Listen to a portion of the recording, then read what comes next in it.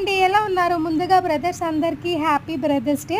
So, Sadhvi, Charvi ఇద్దరు అయితే చార్వి అయితే తమ్ముడికి, సాధ్వి అయితే అన్నయ్యకి కేక్ అయితే తినిపించేశారు. సో, బ్రదర్స్ డే సందర్భంగా.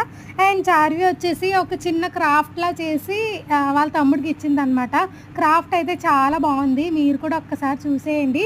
సో, అది ఒక్కసారి ప్యాకింగ్ ఓపెన్ చేస్తుంది. ప్యాకింగ్ ఓపెన్ చేసే ముందు హ్యాపీ బ్రదర్స్ డే అని చెప్పేసి నితీష్ అని పేరు రాసిందనమాట.